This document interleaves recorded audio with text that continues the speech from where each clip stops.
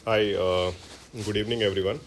सो जैसा कि आप लोग जानते हैं 25 मई को आपका प्रीलिम्स का पेपर होने वाला है एंड आई थॉट कि कुछ इम्पॉर्टेंट क्वेश्चंस हर एक टॉपिक के जो प्रीलिम्स पॉइंट ऑफ व्यू से बहुत इम्पॉर्टेंट है वो डिज़ाइन किए जाएं और वो स्टूडेंट्स के लिए बनाए जाए so that they can practice.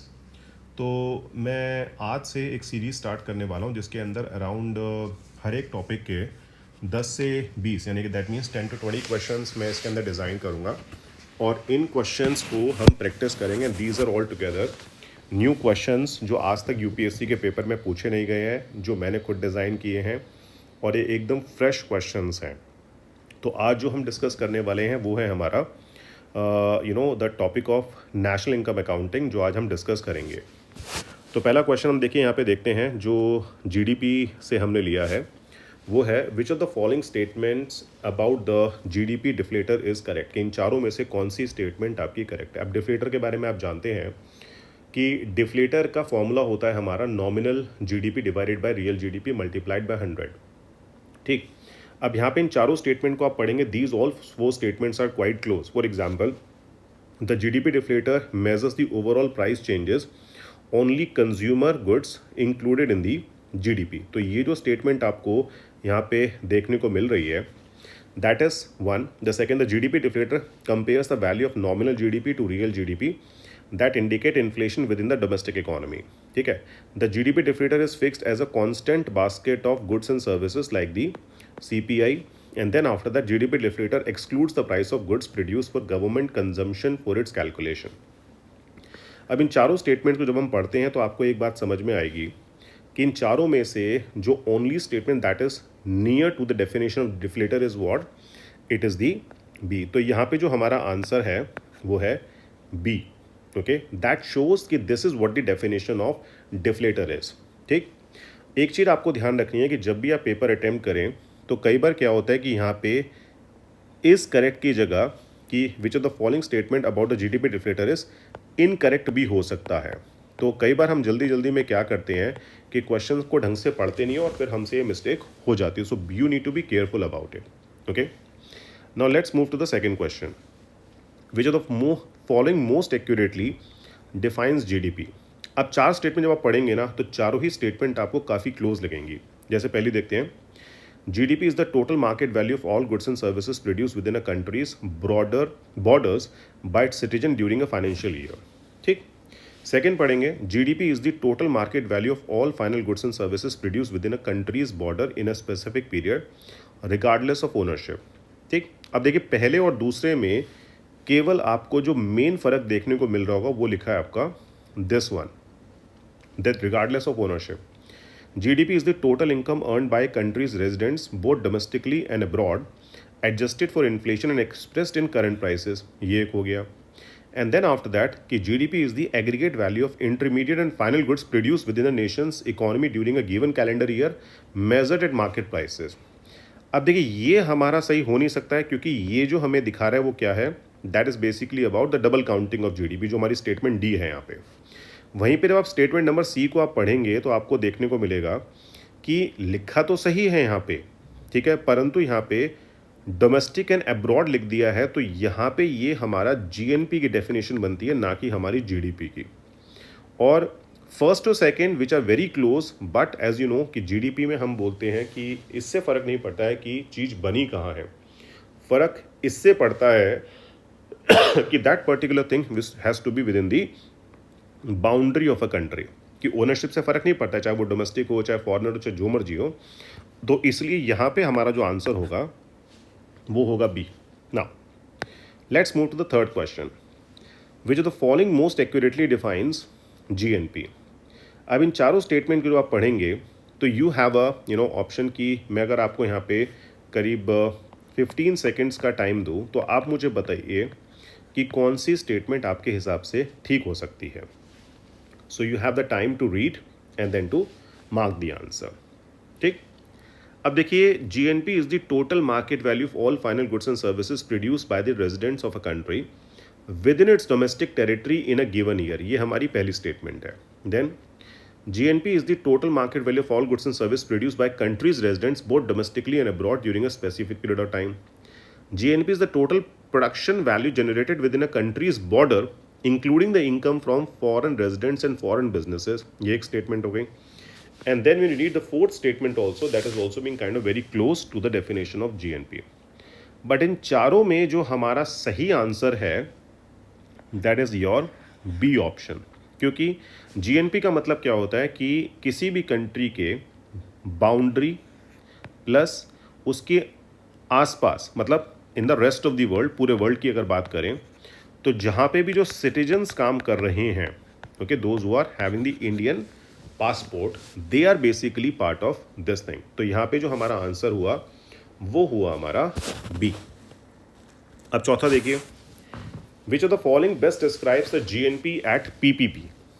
अब परचेजिंग पावर पैरिटी की बात करेंगे. यूपीएससी ने कुछ साल पहले एक क्वेश्चन पूछा भी था जिसमें बोला था कि India is the 6th largest economy and the other, और आप जानते हो उसमें हमारा आंसर था कि India was the 3rd largest economy in terms of PPP. अब यहाँ पे पूछ रहे हैं कि डेफिनेशन GNP की, जो आपकी GNP एट PPP. अब be careful, here they are saying GNP not GDP. ठीक है, तो अगेन जो GNP की डेफिनेशन होती है उसको हम PPP के हिसाब से एडजस्ट करेंगे. तो चारों स्टेटमेंट आप पढ़ेंगे, so you have a time to read. GNP at PPP measures the total monetary value of all goods and services produced by countries' residents, adjusted for price level differences across countries using a common currency. GNP at PPP represent the aggregate income earned by a nation's citizen and businesses converted into a standardized currency to reflect equivalent purchasing power across nation.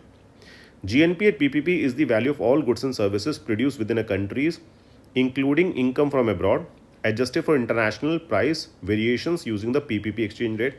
And GNP at PPP calculate the total economic output of a nation resident expressed in a common currency, accounting for cost of living differences between countries. काफ़ी tricky question है. चारों statements को आप पढ़िए और मुझे comments में बताइए what do you think as per you the right answer. तो you have 10 seconds, so I'll count, I will wait for 10 seconds and they'll see कि who is giving the right answer. So read the statements carefully and then you will get to know what is the right answer. Yes, the answer is B here.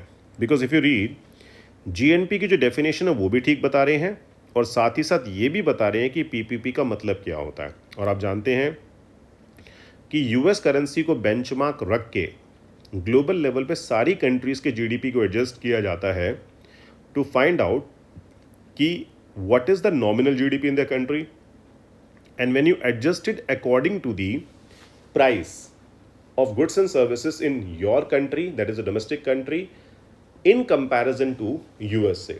तो जैसे कि आपको पता ही है कि हमारे India का GDP जो नॉमिनल है वो 4 ट्रिलियन के आसपास है, but when you convert it into PPP, that is I am talking about GDP, okay, when you convert it into PPP, that GDP will turn out to be around 12 to 13 trillion US dollar.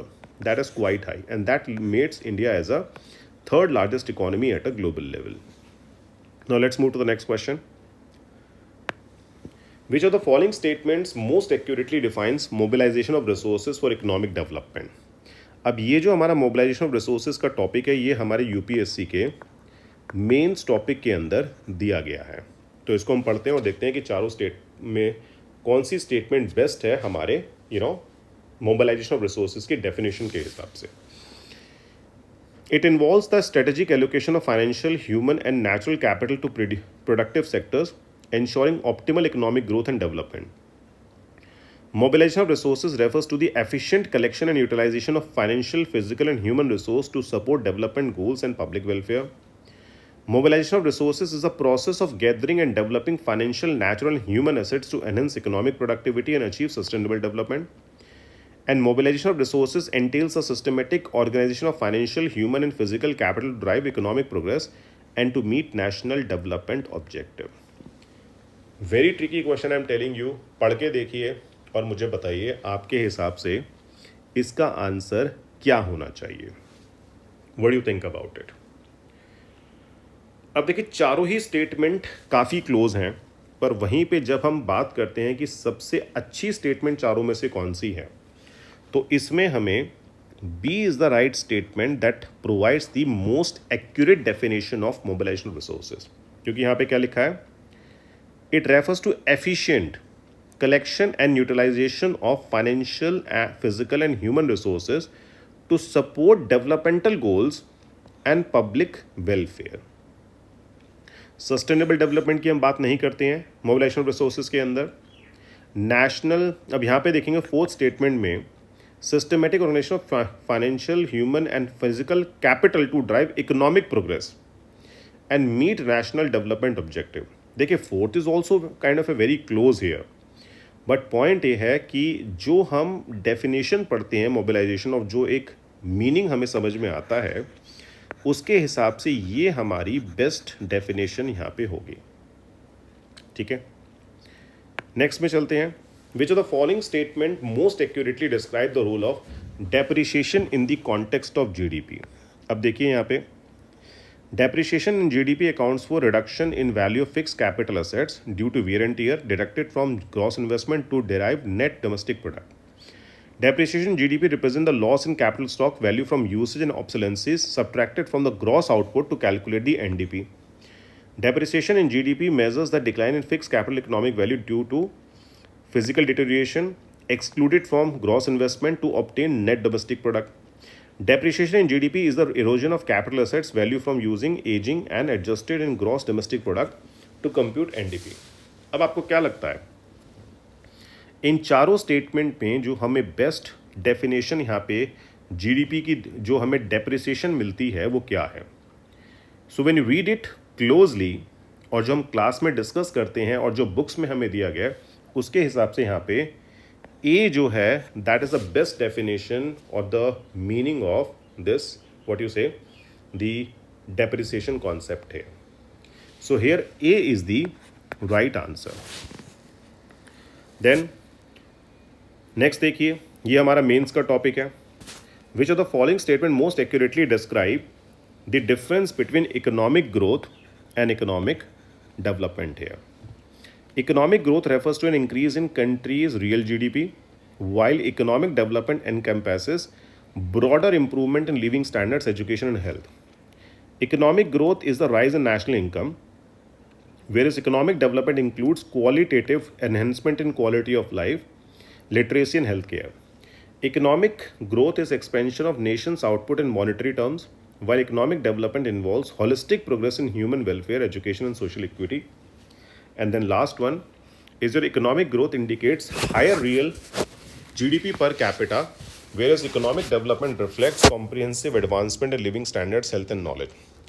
चारों ही statement आप देखेंगे बहुत ही close तरीके से बनाई गई हैं, पर चारों में जो बेस्ट यहाँ पे हमें मीनिंग देखने को मिलता है, क्योंकि देखिए हर जगह कुछ ना कुछ स्टेटमेंट में, अब जैसे पहले मैं आपको बताऊँ आंसर यहाँ पे क्या है, what do you think what is the answer? Answer is A hair.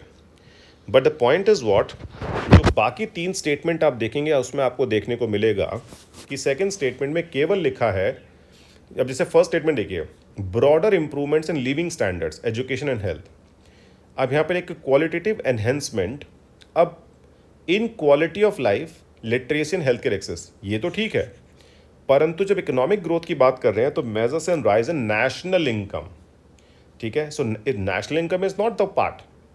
Obviously growth की जब हम बात करते हैं तो नेशनल इनकम का पार्ट है, बट जब इकोनॉमिक ग्रोथ की बात करते हैं तो हम वहाँ पे जीडीपी ग्रोथ की बात वहाँ पे करते हैं। Okay, so the see the statements are very close, so you need to be careful while answering such kind of question. ठीक है, थर्ड में आप देखेंगे economic growth is expansion of एक nation's output in monetary terms. Which output, क्या growth है, क्या exactly दिया गया है? नहीं, जो हमारी डेफिनेशन है उस तरीके से नहीं है। और वहीं पे आप देखेंगे कि हायर जीडीपी पर कैपिटा, क्योंकि पर कैपिटा इनकम नहीं, इट्स ऑलवेज अबाउट ग्रोथ, कि हमारी गवर्नमेंट हमेशा बात करते थे कि हमें जीडीपी की ग्रोथ इतनी चाहिए। तो चारों स्टेटमेंट में जो बेस्ट डिफरेंस है, I am not saying the remaining three are totally wrong. अगर आप इस तरीके से भी इनको डिफाइन करेंगे तो वो गलत नहीं माना जाएगा, परंतु चारों स्टेटमेंट में जो बेस्ट है वो हमारी यहां पे आती है ए स्टेटमेंट। 8 देखिए, which of the following statement most accurately describe the difference between the nominal and real GDP. पढ़ते हैं। Nominal GDP measures the total value of goods and services at current prices, while real GDP adjusts for price changes by using constant prices for a base year. ठीक। Nominal GDP reflects a monetary value of output at prevailing prices, that means current prices only, whereas real GDP accounts for inflation by valuing output at fixed prices of a reference year.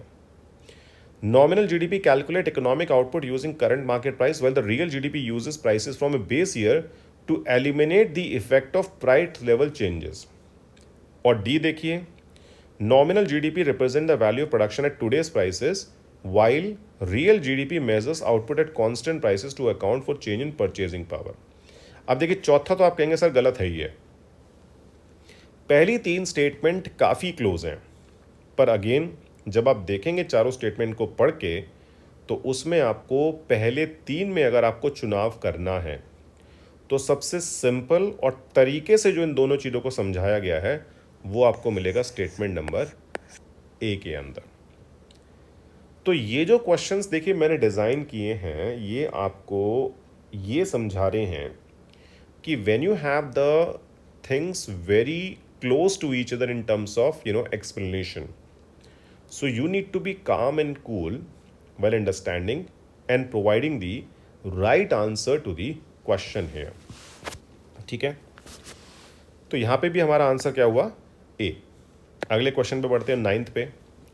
Which of the following statements most accurately describe the importance of savings and investment in an economy. ठीक है, अब देखिए, savings and investment are critical for economic growth, as savings provide the funds for capital formation, while investment derives productive capacity and job creation. Saving and investment fuel economic development, while savings supplying resources for investment that enhance infrastructure, technology and employment.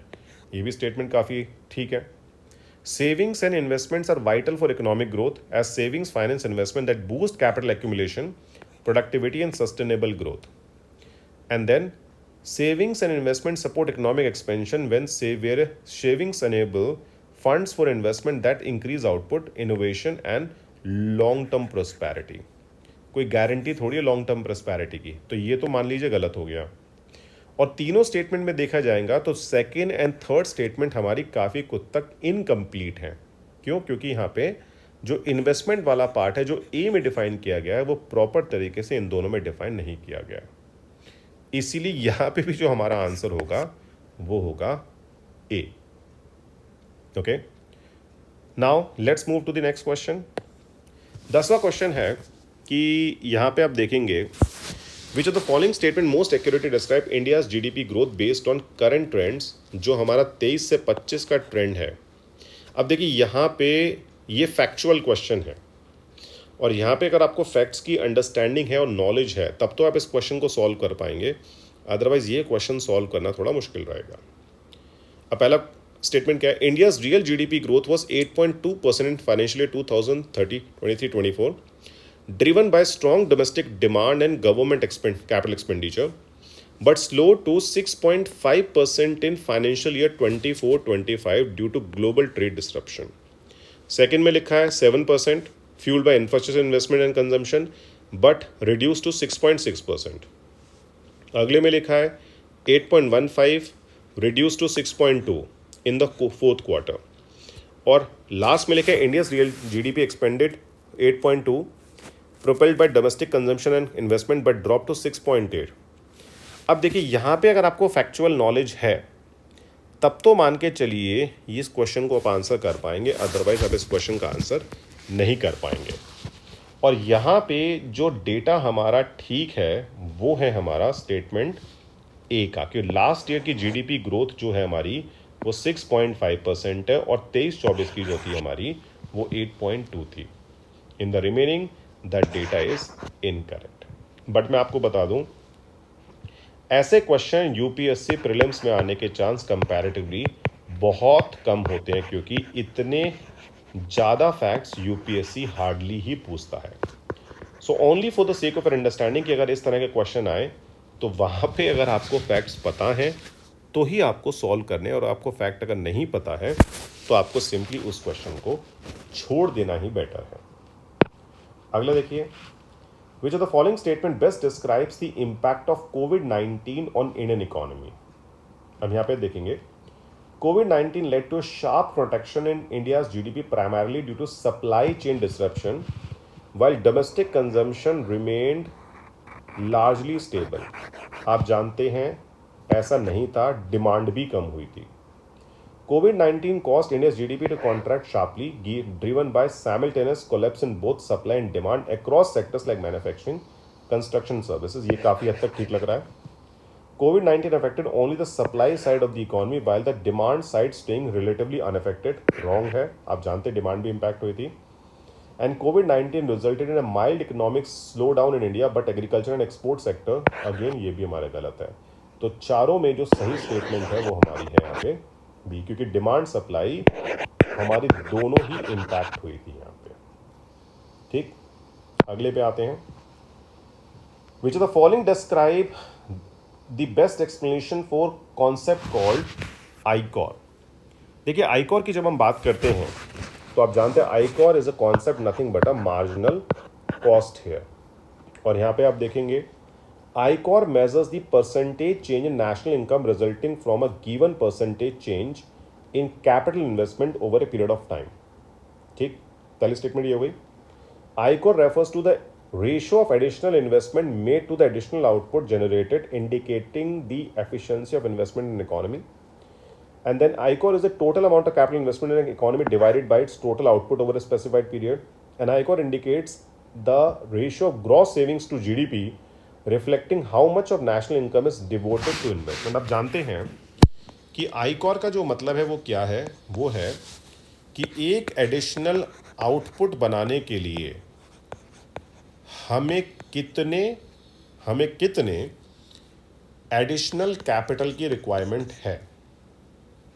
अब आप इन चारों statement जो आप पढ़ते हैं तो obviously जो statement B है वो हमारी बेस्ट एक्सप्लेनेशन है फॉर दिस आईकॉर कॉन्सेप्ट। ठीक है, तो ये हमारा आईकॉर हुआ। फिर देखिए, which of the following best explains why India is classified as a developing country. अब पढ़ते हैं चारों स्टेटमेंट को और देखते हैं। India's per capita income is low with 11.28% of its population multi dimensionally poor and significant infrastructure gap persist despite high GDP growth. India faces high malnutrition rates and uneven human development with 35.5% child stunting and limited access to quality education. Indian economies relies heavily on agriculture with 58% workforce in low productivity framing and industrial and technological advancement lag behind the developed nation.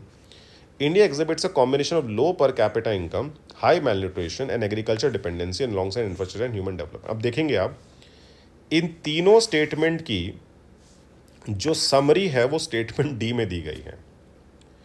और आप जानते हैं पहले 3 point भी ठीक हैं और चौथा पॉइंट हमारा सारे एस्पेक्ट्स को कवर कर रहा है। तो इस पर्सपेक्टिव से जो आंसर हमारा यहाँ बनेगा वो बनेगा हमारा डी। तो D is the right answer है। ठीक, देखिए बहुत ही क्लोज क्वेश्चंस हैं, बहुत ही क्लोज ऑप्शंस हैं यहाँ पे। अगला देखिए, how many of the following statement about the Indian economy are correct. अब आप पढ़ेंगे तो आपको आइडिया लगेगा कि India's real GDP growth 8.2% strong by finance. ये तो वही पहले वाली स्टेटमेंट हो गई हमारी, तो ये तो आप जानते ही हैं, ये तो करेक्ट है। The MSME sector contribute 30% to India's GDP and employ over 12 crore people with revised how thresholds in 25 increasing eligibility for benefits.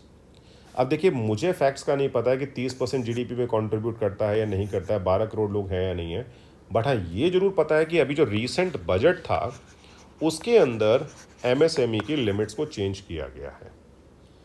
और लास्ट पॉइंट जब हम पढ़ते हैं, India's agriculture sector employings for 58% of the workforce received 1.5 lakh crore in MSP procurement in 24-25 but faces WTO scrutiny for exceeding subsidy limit.